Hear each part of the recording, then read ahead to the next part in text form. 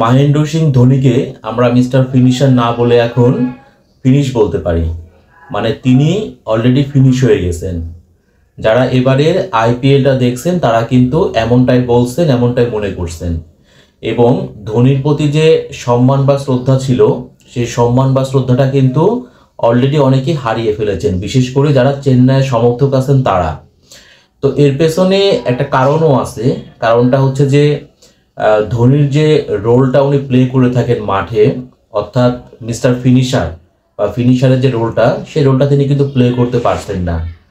তো এখন পর্যন্ত চেন্নাই সুপার কিংসের হয়ে তিনি 4টা ম্যাচে রান করেছেন, সব মিলিয়ে 76। প্রথম ম্যাচে 0, দ্বিতীয় ম্যাচে 30, তারপরে 16, তারপরে আবারও 30। এর মধ্যে 3টা ম্যাচে তিনি নট আউট ছিলেন। তো এই 76 রান করার জন্য তিনি বল খেলেছেন হচ্ছে 55টা বল, এবং তার গড় 76, স্ট্রাইক রেট হচ্ছে 138। তো দেখেন এই 4টা ম্যাচের মধ্যে মানে সবগুলা ম্যাচে আপনারা দেখবেন যে চেন্নাই কিন্তু পরে ব্যাটিং করেছে, অর্থাৎ রান তাড়া করতে হয়েছে তাদের। তো 4টা ম্যাচের মধ্যে তারা জয় পাইছে মাত্র হলো 1টাতে, অর্থাৎ 3টাতে হারছে। তো এখন পর্যন্ত চেন্নাইয়ের অবস্থান টেবিলের 9-এ। আর এই যে ধোনির যে কথা বললাম, তার যে পারফরমেন্স বললাম, এক ম্যাচে 0, 30, 16 এবং 30, এই হচ্ছে ধোনির পারফরমেন্স। তো অনেকে হয়তো মনে করতে পারেন যে তিনি তার ফিনিশারের রোলটা সঠিকভাবে পালন করেছেন। আলটিমেটলি তেমনটা কিন্তু হয়নি। মানে প্রথমত আমরা দেখেছি যে ধোনিকে উইকেটে গিয়ে সেট হতে তার একটু সময় লেগেছে, এবং ওই সেট হইতে হইতে অর্থাৎ তিনি কিছুটা বল বেশি খেলে ফেলেছেন, তারপরে আসলে ততক্ষণে মানে ম্যাচটা চেন্নাইয়ের হাতের বাইরে চলে গিয়েছে। তো এজন্যই আর কি যে ধোনির প্রতি সবার যে শ্রদ্ধা বা সম্মান ছিল, বিশেষ করে চেন্নাই সমর্থকদের, সেই সম্মানটা অলরেডি কিন্তু অনেকেই কিন্তু বলে ফেলছেন যে ধরেন ধোনির এখন বর্তমান যে বয়স প্রায় 44 বছর সুই সুই আর কি। তো এইরকম বয়সে সে ধোনিকে এখনো কেন আইপিএল এর মতো এরকম একটা প্রতিদ্বন্দ্বিতাপূর্ণ টুর্নামেন্টে কেন খেলতে হবে?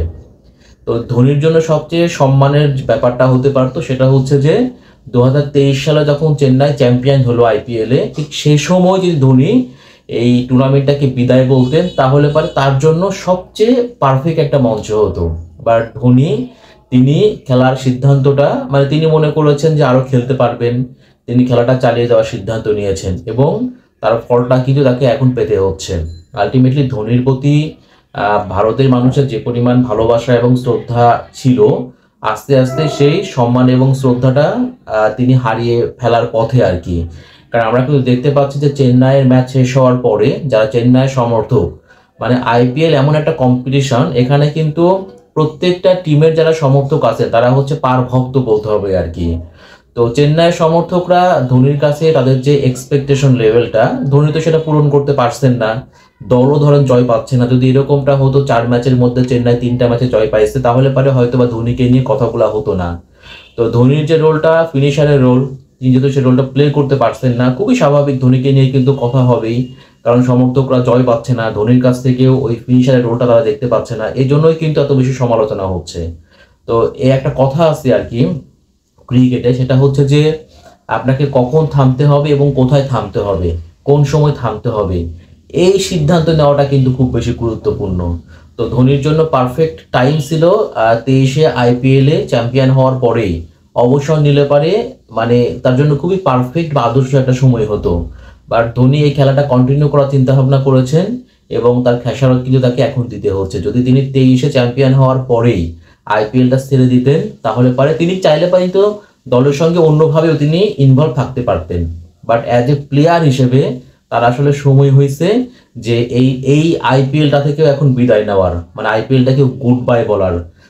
যদি বাংলাদেশের প্রেক্ষাপট হতো, তাহলে পারে কোনো ক্রিকেটার যদি 4টা ম্যাচে এরকম ফ্লপ হতো, পারফরমেন্স করতে না পারতো বা ফিনিশারের রোলটা প্লে করতে না পারতো, অর্থাৎ তার যে দায়িত্ব যদি সঠিকভাবে প্লে করতে না পারতেন, তাহলে পারে তার কিন্তু বেস্ট 11-এ চান্স পাওয়া নিয়ে প্রশ্ন কিন্তু উঠে যেত। যে জিনিসটা ধোনির ক্ষেত্রেও কিন্তু আমরা দেখতে পাচ্ছি যে তার কিন্তু বেস্ট 11-এ চান্স পাওয়া নিয়ে অলরেডি প্রশ্ন উঠছে। তো ধোনি অনেক বড় মাপের একজন ক্রিকেটার, ভারতের তিনি ক্রিকেট লেজেন্ড আর কি। তিনি চেন্নাইকে অনেক কিছু দিয়েছেন, এটা আমরা সবাই জানি। বাট কথাটা হইল যে কখন কোথায় থামতে হবে, কোন সময় থামতে হবে, এটা প্রত্যেকটা খেলোয়াড়ের জন্যই জানা খুবই গুরুত্বপূর্ণ। যে জিনিসটা হয়তো বা ধোনি ভুল করেছেন এবং ভুল করেছেন বলেই তাকে এখন তার প্রতি মানুষের যে সম্মান এবং শ্রদ্ধা, সেই শ্রদ্ধাটা অলরেডি তিনি হারিয়ে ফেলার পথে। তো আই থিঙ্ক ধোনি তিনি সঠিক একটা সিদ্ধান্তই নেবেন এবং তার যে সময় হয়েছে এই আইপিএলকেও বিদায় বলে দেওয়ার, যত তাড়াতাড়ি তিনি বাস্তবতাটা উপলব্ধি করতে পারবেন আমার মনে হয় ততটাই তার জন্য মঙ্গল এবং ওই সম্মানের জায়গা থাকতে থাকতেই তার বিদায় নেওয়া উচিত আইপিএল থেকেও, অর্থাৎ ফ্র্যাঞ্চাইজি ভিত্তিক টি-20 সংস্করণ থেকেও। আশা করি ধোনি সেটাই করবেন।